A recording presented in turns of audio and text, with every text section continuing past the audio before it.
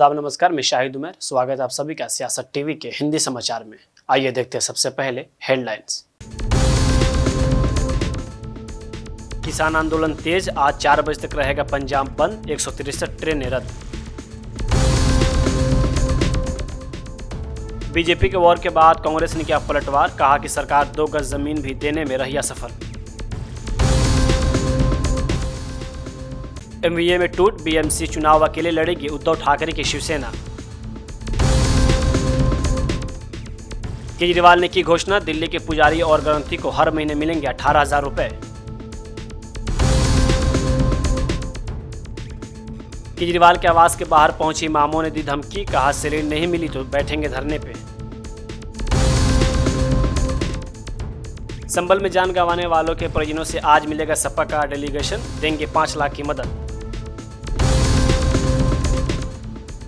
पटना में लाठीचार्ज से भड़के पप्पू यादव ने प्रशांत किशोर को कहा बहरूपिया।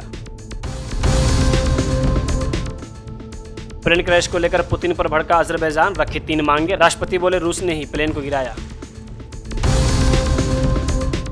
अब समाचार विस्तार से।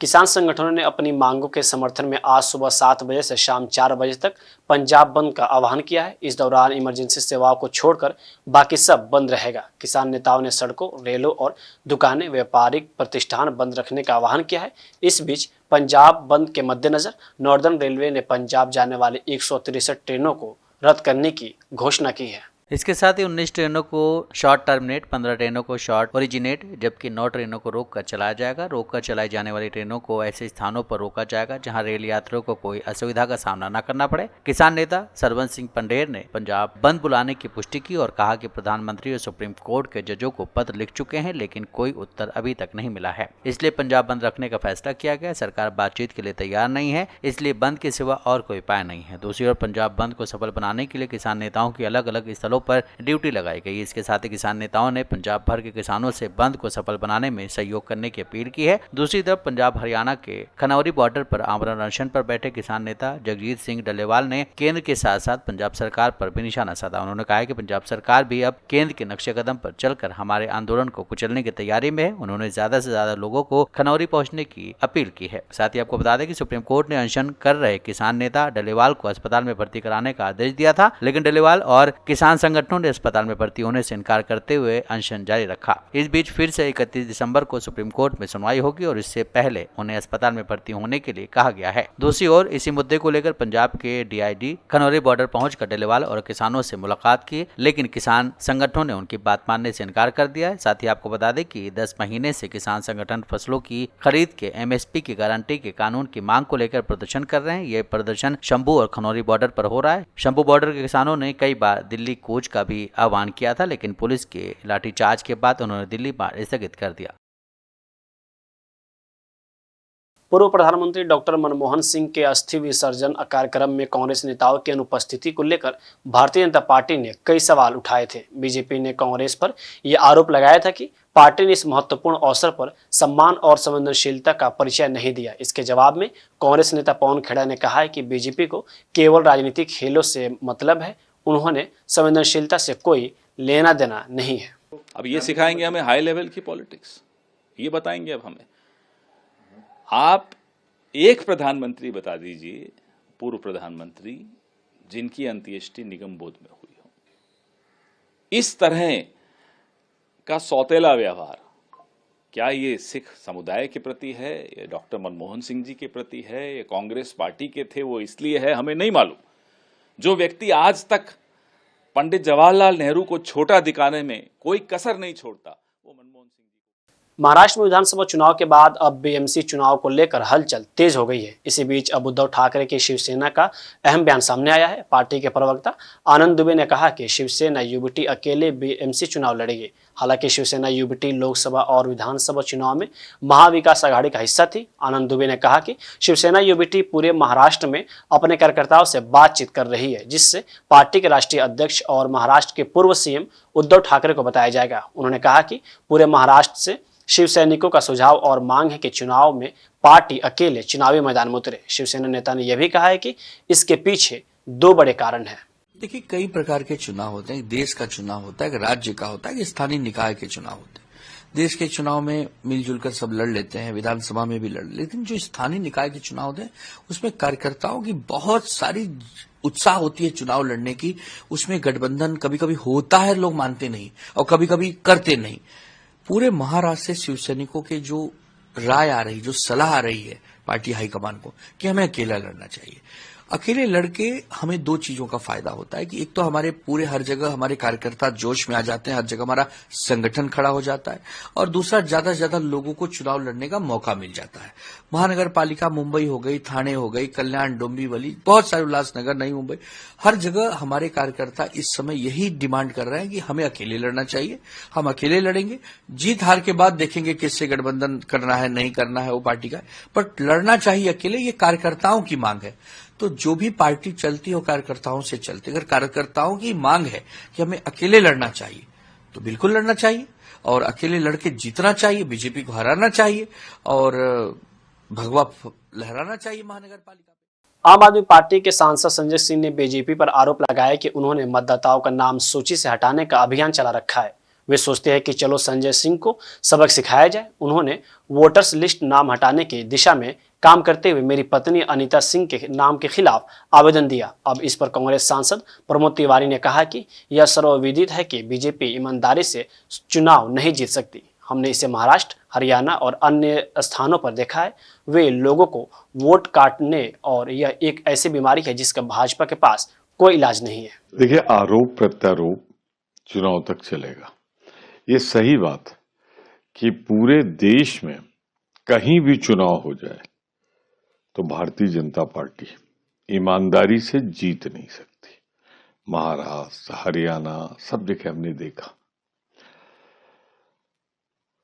वोट कटवाना, जुड़वाना, और अभी तो है, जब चुनाव का दिन आता है उस दिन जो चुनाव की लिस्ट आती है उसमें वो परंपरागत वोटर जो उनका नहीं है, पेज के पेज काट देते हैं।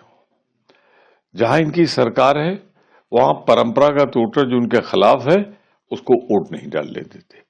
ये तो भारतीय जनता पार्टी की लाइलाज बीमारी है और ये उनका हथियार है, वो कभी नहीं छोड़ सकते। इनसे लड़ना। महाराष्ट्र के बीड़ में सरपंच संतोष देशमुख हत्याकांड ने राजनीतिक मोड़ ले लिया है। इस बीच बीजेपी विधायक सुरेश धास और एक्ट्रेस प्राजक्ता माली के बीच छिड़े विवाद ने भी तूल पकड़ लिया है। दरअसल बीजेपी के सुरेश धास ने मंत्री धनंजय मुंडे की आलोचना करते हुए अभिनेत्री प्राजक्ता कोली का भी जिक्र किया था। इसके बाद से ही बीजेपी विधायक को आलोचना का सामना करना पड़ा। प्राजक्ता माली ने मुंबई में प्रेस कॉन्फ्रेंस कर बताया था कि विधायक के बयान से वो बहुत आहत हुई और उनसे माफी की उम्मीद कर रही हैं। विधायक के खिलाफ वो पहले ही महिला आयोग में शिकायत दर्ज कर चुकी हैं। साथ ही माली ने चेतावनी दी थी कि अगर सुरेश धास उनसे माफी नहीं मांगते तो वो कानून की मदद लेंगी। दरअसल आष्टी से बीजेपी विधायक सुरेश धास लगातार अजीत पवार गुट के नेता और कैबिनेट मंत्री धनंजय मुंडे पर निशाना साध रहे हैं। उन्होंने एक बयान में कहा था कि हम देख रहे हैं पर्ली में रश्मिका, सपना चौधरी और प्राजक्ता माली आती हैं, उन्हें इवेंट मैनेजमेंट की राजनीति सीखनी है, उन्हें पर्ली आना चाहिए। इस बयान पर ही एक्ट्रेस माली भड़क गईं और उन्होंने विधायक से माफी की मांग की है। माली का कहना है कि जब से उन्होंने बीड़ जिले के पर्ली में धनंजय मुंडे के कार्यक्रम में परफॉर्म किया है तब से उन्हें टारगेट किया जा रहा है, लगातार उन्हें ट्रोल किया जा रहा है। ऐसी राजनीतिक साजिश वो बर्दाश्त नहीं करेंगी। माली का आरोप है कि बीजेपी विधायक उन्हें बदनाम करने की कोशिश कर रहे हैं। वही माली का कहना है कि बीजेपी विधायक ने उनके बारे में बहुत गलत बयान दिया। उन्होंने केवल लोगों को हंसाने भर के लिए आपत्तिजनक बयान दिया और उनके नाम का गलत इस्तेमाल किया गया। वो इस मामले में सीएम देवेंद्र फडणवीस और डिप्टी सीएम एकनाथ शिंदे, अजीत पवार से भी मिलने वाली हैं। नई दिल्ली विधानसभा क्षेत्र से कांग्रेस उम्मीदवार संदीप दीक्षित ने कहा कि उन्हें एक साधारण सवाल का जवाब देना चाहिए। वे यह सब क्यों लागू कर रहे हैं, उन्होंने यह सवाल क्यों नहीं किया। वे पिछले 5 सालों से सरकार में हैं। जब वे जेल गए तो उन्होंने 1.5 साल बर्बाद किया। वे पहले ही इस्तीफा दे सकते थे और सभी लंबित काम पूरे कर सकते थे। मैं उनसे पूछना चाहता हूं कि अगर वे मुख्यमंत्री बन भी गए तो वे किसी भी फाइल पर हस्ताक्षर नहीं कर पाएंगे और वे सभी योजनाएं लागू नहीं कर पाएंगे जिनका वे वादा कर रहे हैं। वे मुख्यमंत्री के तौर पर एक पैसा भी वितरित नहीं कर पाएंगे। ये तो चुनावी घोषणाएं हैं। देखो साहब, सरकार से तो जवाब ये पड़ना चाहिए कि अगर आप सरकार में हो तो ये पहले क्यों नहीं किया, आज क्यों कर रहे हैं भाई। खासकर आप चलो कोई नई परियोजना की बात करो तो होता है कि हमने जैसे 100 सड़कें बनाई, अब हम 50 और बनाएंगे। हमने 100 स्कूल बनाए, अब हम 20 और बनाएंगे। हमने 10 अस्पताल बनाए, अब हम 5 और बनाएंगे। ठीक है, लेकिन जो राहत के काम हैं या जो इसके काम है वो अभी तक क्यों नहीं किए? आप पिछले 5 साल से सरकार में हो। पहले तो आप जब जेल चले गए और वहां बैठ गए आप, और आपने 1-1.5 साल काम नहीं किया, तो ये तो इनकी जिम्मेवारी है। उस समय इस्तीफा क्यों नहीं दिया? उस समय काम क्यों नहीं किया? और उसके बाद सुप्रीम कोर्ट ने जब इन पर इनको बेल दी और कहा कि बेल तो आप ले सकते हो, लेकिन आप मुख्यमंत्री बनके कोई भी काम नहीं कर सकते हो, और ये जानते थे कि आप मुख्यमंत्री रहेंगे तो एक तरीके से बिल्कुल पंगु मुख्यमंत्री बन जाएंगे, तो इस्तीफा देकर इन्होंने आतिशी जी को बना दिया। इनसे तो मैं ये भी पूछना चाहता हूं कि आप अगर इसके बाद, क्योंकि आप कह रहे हो ना फिर लाएंगे केजरीवाल, इनका लाएंगे मतलब मुख्यमंत्री बनाएंगे, अगर आप मुख्यमंत्री बन भी जाते हो, वैसे तो चुनाव नहीं जीतेंगे। आम आदमी पार्टी ने पुजारियों के लिए बड़ा ऐलान किया है। पार्टी के संयोजक अरविंद केजरीवाल ने मंदिर और गुरुद्वारों में पूजा करने वाले ग्रंथियों के लिए योजना शुरू की है। पुजारी ग्रंथी सम्मान योजना के तहत मंदिरों के पुजारी और गुरुद्वारे में ग्रंथिया को हर महीने सम्मान राशि दी जाएगी। पुजारियों को स्कीम के तहत हर महीने 18,000 रुपए की राशि दी जाएगी। पुजारियों को और गुरुद्वारे में ग्रंथियों को हर महीने सम्मान राशि देने का प्रावधान है। हम जानते हैं कि किस तरह से एक पुजारी हमारे सुख दुख सब में काम आता है। हमारे घर में शादी हो, बच्चे का बर्थडे हो, कोई भी खुशी का मौका हो, या कोई मौत हो जाए या कोई गम का मौका हो, हर वक्त पुजारी हमारे साथ होता है, हमारे को उसमें अपना कंट्रीब्यूशन करता है, भगवान की पूजा कराता है हमें। ये वो तबका है जिसने सदियों सदियों से हमारी परंपराओं, हमारे रीति रिवाजों, इसको पीढ़ी दर पीढ़ी, एक तरह से जो गुरु शिष्य परंपरा पीढ़ी दर पीढ़ी इसने आगे बढ़ाया है, हमारी संस्कारों को, हमारी रीति रिवाजों को, हमारे परंपराओं को। लेकिन इसने कभी भी अपने परिवार की तरफ ध्यान नहीं दिया, और कभी भी हम लोगों ने इनकी तरफ ध्यान नहीं दिया। हम मंदिर जाते हैं, पूजा करते हैं, लेकिन कभी भी इनकी तरफ हमने ध्यान नहीं दिया। आज इस योजना के जरिए हम इसे, मैं वेतन या तनख्वाह नहीं कहूंगा, एक तरह से इनका सम्मान करने के लिए इसकी घोषणा कर रहे हैं कि लगभग 18,000 रुपये महीना इनको सम्मान राशि दी जाएगी हमारी सरकार बनने पर। दिल्ली में आगामी विधानसभा चुनाव को लेकर सरगर्मियां तेज हो चुकी हैं। इसी बीच आज दिल्ली वक्फ बोर्ड के इमामों ने वेतन मुद्दे पर आप के राष्ट्रीय संयोजक अरविंद केजरीवाल के बाहर विरोध प्रदर्शन किया। इस दौरान इमामों ने कहा कि पिछले 18 महीने से उन्हें सैलरी नहीं मिली, लेकिन अरविंद केजरीवाल उनकी इस समस्या पर ध्यान नहीं दे रहे हैं। इसी को लेकर आज उन्होंने उनके घर के बाहर धरना प्रदर्शन किया। 17 महीने हो गए और एक दिन के बाद 18 महीने हो जाएंगे, हमारी तनख्वाह नहीं मिली है, और हम पिछले 6 महीने से बराबर प्रयास कर रहे हैं। मुख्यमंत्री से मिले हैं, एलजी से मिले हैं, अश्वनी कुमार से मिले हैं जो एडमिनिस्ट्रेटर हैं, जो पूरी दिल्ली को देख रहे हैं, छोटे बड़े जितने भी अफसर हैं, उन तमाम लोगों से मिलकर हम परेशान होकर यहाँ आए हैं, ताकि अरविंद केजरीवाल से भी पूछें कि भाई आपकी पार्टी, आपकी सरकार हमें सैलरी क्यों नहीं दे रही है। हम थर्सडे भी आए थे, थर्सडे में इन्होंने आश्वासन दे दिया कि आप सैटरडे आ जाओ, आपकी मुलाकात हो जाएगी। सैटरडे भी फिर मुलाकात नहीं हो पाई, अब फिर आए हैं। अगर अब भी ये लोग मुलाकात नहीं करेंगे, नहीं बताएंगे, तो हम बैठ जाएंगे यहाँ धरने पर, और जब तक हमारी सैलरी नहीं मिलेगी हम उठेंगे नहीं। देखिए, ये देश जमहूरी मुल्क है, संविधान से चलता है। इस तरह की चीजों को मीडिया में आकर हमें नहीं बोलना चाहिए। हमारे मौलानाओं को, हमारे मुफ्तियों को इस तरह की बातें, ये शरीयत बताने की चीज टीवी नहीं है। हम जो है अपनी इन बातों को मस्जिदों से करें, दीनी जलसों से करें, अपने मुसलमानों को समझाएं। मीडिया में आकर जो लोग इस तरह की बातें करते हैं, वो यकीनी तौर पर मीडिया में बने रहने के लिए करते हैं। हम नए साल की मुबारकबाद, ये हमारा कल्चर है। हम हिंदू, मुसलमान, सिख, ईसाई सब मिलकर रहते हैं। एक दूसरे को कह सकते हैं कि भाई आपकी जो परेशानी पिछले साल रही, मैं उम्मीद करता हूं, ऊपर वाले से प्रे करता हूं कि आपको ये परेशानी 2025 में ना आए जो 2024 में हुई है। तो ये चीजें हम कह सकते हैं मिलकर, हमारा ये कल्चर है। लेकिन जिस तरह से सेलिब्रेशन होता है 31 में, वो सेलिब्रेशन ना हिंदुस्तान का कल्चर है, ना हिंदू धर्म कहता है, ना मुस्लिम धर्म कहता है। 31 में जिस तरह का सेलिब्रेशन होता है वो बिल्कुल गलत है। वो कल्चर यूरोप कल्चर है जो हिंदुस्तान में नहीं होना चाहिए। समाजवादी पार्टी का आज एक डेलीगेशन संभल में हुए बवाल में जान गंवाने वालों के परिजनों से मिले। इस दौरान सपा की ओर से परिवार को 5 लाख रुपए की मदद दी जाएगी। सपा के प्रतिनिधिमंडल ने विधानसभा के नेता प्रतिपक्ष माता प्रसाद पांडे और विधान परिषद से सपा दल के नेता प्रतिपक्ष लाल बहादुर यादव के साथ 5 सांसद, 3 विधायक और जिला अध्यक्ष भी शामिल रहेंगे। समाजवादी पार्टी के राष्ट्रीय अध्यक्ष माननीय अखिलेश यादव जी ने जो संभल में पुलिस की गोलियों से 5 लोगों की हत्या हुई थी, उन 5 मृतक परिवार के लोगों को 5-5 लाख रुपया आर्थिक मदद देने का ऐलान किया था। वो आज 5 लाख रुपए की चेक लेकर के जो संभल के मृतक परिवार के लोग हैं उनको देने के लिए समाजवादी पार्टी के लोग जा रहे हैं।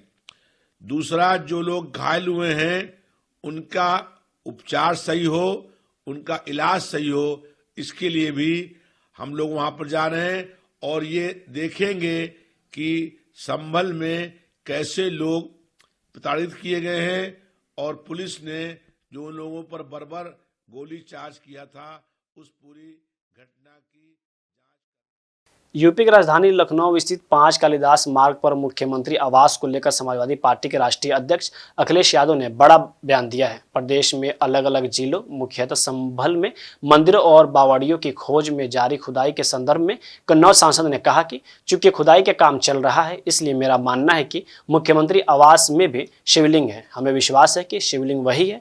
हम सभी को इसकी खुदाई की तैयारी करनी चाहिए। मीडिया पहले जाए, उसके बाद हम शामिल होंगे। वो चीज़ जो है उनको खुद सोचना चाहिए था और समझना चाहिए। वो उनके कहने का सिर्फ तात्पर्य ये है कि मुस्लिम मतदाता हमसे जुटा रहे, हम उनके वोट का इस्तेमाल करते रहें, उनके हक अधिकार को लूटते रहें, बस उनका मकसद यही है। 4 बार की सपा की सरकार में मुसलमान को तो सोचना चाहिए कि मोदी जी और योगी जी के राज्य में पहली बार आज़ादी के बाद 51 बच्चे मुसलमानों के आईएएस पास किए, पहली बार। और आज मुस्लिम बच्चे मेडिकल में, इंजीनियरिंग में शिक्षा की तरफ बड़ी तेजी से बढ़े हैं। और समाजवादी पार्टी के नेता को सिर्फ मुसलमान का वोट चाहिए। यहाँ तो वोट भी नहीं मांग रहे हैं और काम भी कर रहे हैं। कोई भी योजना, चाहे आयुष्मान कार्ड की योजना हो, चाहे जीरो पॉवर्टी की योजना हो, चाहे राशन की बात हो, चाहे किसान सम्मान निधि जो वितरित हो रही, सारी योजना बिना भेदभाव को सबको मिलती है। तो इनका जो ये बयान है सिर्फ एक मुस्लिम मतदाताओं को अपने साथ जोड़ने के लिए कि मुसलमान खुश रहेगा, हमको वोट देता रहेगा, इसी वजह से इन्होंने बयान। 17वीं बीपीएससी परीक्षा रद्द करने की मांग को लेकर अभ्यर्थियों ने रविवार को सीएम हाउस का घेराव करने पटना की सड़कों पर उतरे तो पुलिस को लाठीचार्ज करना पड़ा। बिहार का सियासी पारा भी इससे चढ़ा हुआ है। पूर्णिया सांसद पप्पू यादव ने आज बिहार के राज्यपाल से मुलाकात की। पप्पू यादव ने मीडिया को इसकी जानकारी दी और बताया कि पटना के डीएम और एसपी को वो बुलाएंगे और पूछेंगे कि लाठीचार्ज करने की नौबत क्यों आई। वही बीपीएससी के अध्यक्ष से राज्यपाल की बात हुई, यह भी पप्पू यादव ने बताया। पहले तो बधाई नया साल की गवर्नर साहब और सबको। उन्होंने बीपीएससी चेयरमैन से सीधा बातचीत की। उन्होंने कहा आप आइए, मैं बात करूंगा। डिटेल बातचीत उन्होंने की और उन्होंने कहा मैं डीएम एसपी साहब को भी बुलाऊंगा कि किस आधार पर उन्होंने लाठी चलाया और केस एफआईआर किया है। तीसरी बात उन्होंने कही कि मैं मुख्यमंत्री जी से पर्सनली बात करूंगा। चौथी बात उन्होंने कही कि किस आधार पर 12,000 का एग्जाम होगा और 4 लाख का नहीं होगा। एक पूर्णिया हाईकोर्ट बेंच, जो अन स्टेट में 3 बेंच है, 2 बेंच है, यहाँ एक ही बेंच है। तो एक ये मुद्दा, एक दूसरा यूपीएससी, इन दोनों मुद्दों पर बीपीएससी, दोनों मुद्दों पर इन्होंने पूरी इंक्वायरी की बात कही है, ऊपर से नीचे वार्ता करने की बात कही है और बीपीएससी के चेयरमैन को बुलाया है और उन्होंने कहा कि ये गलत हुआ है। बीपीएससी के चेयरमैन ने कहा कि कोई डेलीगेट आ रहा है। मैंने कहा कौन डेलीगेट, ये कौन फिर फ्रॉड की ओर आ रहा है? इतना बड़ा गुंडा मैंने दुनिया में नहीं देखा। मसल पावर, ये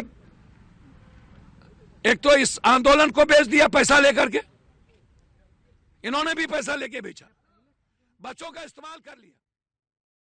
बीपीएससी के अभ्यर्थियों को उकसाने के मामले में जनसुराज पार्टी के प्रमुख और राजनीतिक रणनीतिकार प्रशांत किशोर के खिलाफ पटना के गांधी मैदान थाने में प्राथमिकी दर्ज की गई है। पटना पुलिस ने प्रशांत किशोर पर पार्टी के प्रदेश अध्यक्ष मनोज भारत सहित 21 नामजद और 600 से 700 अज्ञात लोगों को आरोपी बनाया गया है। उन पर छात्रों को उकसाने और हंगामा कराने का आरोप है। जो साथी बैठे हुए हैं, मैं एक बार आपसे इनका परिचय कराना चाहता हूं।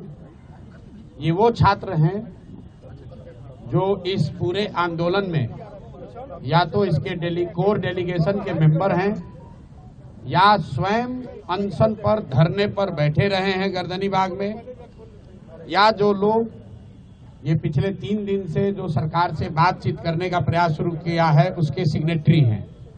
मैं एक ओर से चाहूंगा ये छात्र अपना परिचय दें और कल ये वो नाम है जो कल की छात्र संसद में जिन लोगों का नाम वहां हजारों विद्यार्थियों के सामने सर्वसम्मति से तय किया गया कि आगे इस आंदोलन का नेतृत्व कोई कोचिंग संस्था का मालिक नहीं, कोई नेता नहीं, कोई जनसुराज नहीं, आगे इसका नेतृत्व ये बच्चे ही करेंगे, कल ये छात्र संसद में तय हुआ।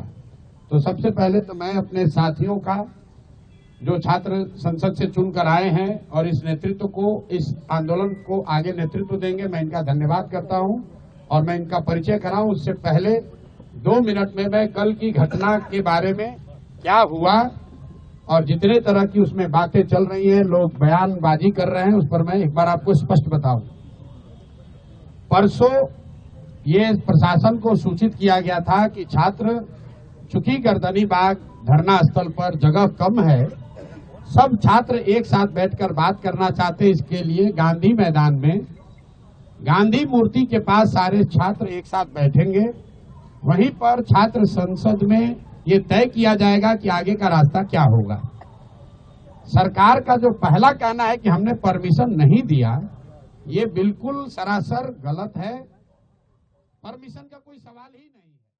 केंद्र की नरेंद्र मोदी सरकार की तरफ से अनेक जन कल्याणकारी योजना चलाई जा रही है। प्रधानमंत्री आवास योजना इसी में से एक है। इसमें पात्र लाभार्थियों को उनका घर बनाने के लिए सरकार की तरफ से आर्थिक सहायता दी जाती है। मध्य प्रदेश सरकार का मुरैना जिला भी इस योजना से अछूत नहीं है। पीएम मोदी की महत्वाकांक्षी योजनाओं में एक प्रधानमंत्री आवास योजना ने मुरैना के लोगों की तकदीर बदल दी है। वो पिछले कई दशकों से किराए के मकान में रहने के लिए मजबूर थे, लेकिन इस योजना के लाभार्थी बनकर उनके खुद के पक्के मकान हो गए हैं। लाभार्थी ने इस योजना के लिए प्रधानमंत्री नरेंद्र मोदी का धन्यवाद दिया। उन्होंने बताया कि वो जितना कमाते हैं उससे सिर्फ रोजमर्रा की जरूरतें ही पूरी हो पाती हैं। ऐसे में जीवन में उनके पक्के मकान का सपना प्रधानमंत्री मोदी की बदौलत ही पूरा हो पाया है। लाभार्थी ने बताया कि प्रधानमंत्री आवास योजना की तरफ से उन्हें जो फ्लैट दिया गया है वो वहाँ रह रहे हैं। इससे पहले 15 साल से वो किराए के मकान में रह रहे थे। अब उन्हें अपने घर में रहने में बहुत अच्छा लग रहा है।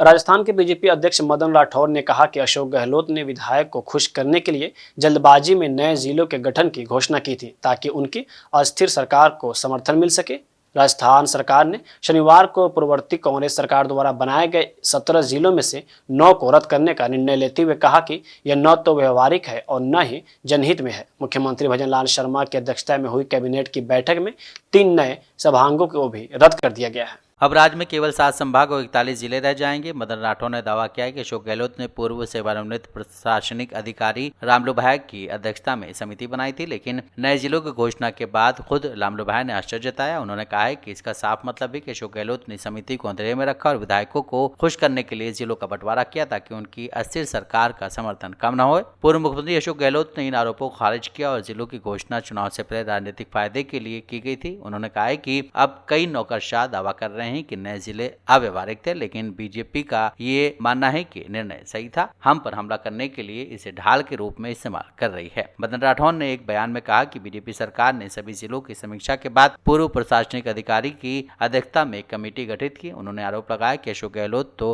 5 साल तक सरकार बचाने में जुटे रहे। गहलोत सरकार ने बिना गहन चिंतन किए चुनावी आचार संहिता लगने से एक दिन पहले अचानक नए जिलों की घोषणा कर दी। अशोक गहलोत ने ऐसे भी नए जिले बना दिए जिसकी कभी किसी ने कोई मांग तक नहीं की थी।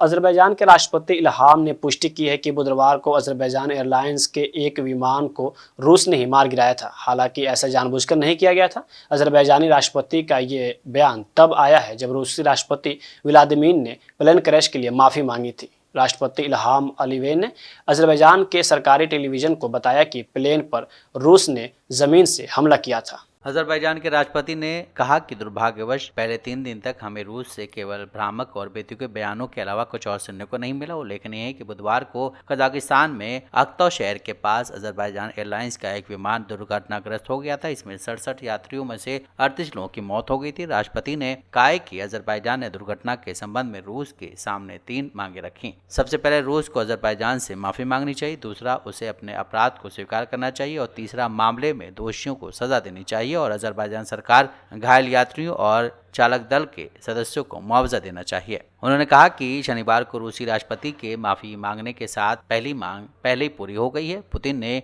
दुर्घटना को दुखद बताया। रूसी राष्ट्रपति भवन के प्रवक्ता ने रूसी सरकारी मीडिया को बताया कि पुतिन ने उनसे फोन पर बात की, हालांकि उन्होंने बातचीत का विवरण नहीं दिया है। हिंदी समाचार यही समाप्त होता है। मुझे दे इजाजत, बाकी खबरों के लिए बने रहें सियासत टीवी के साथ।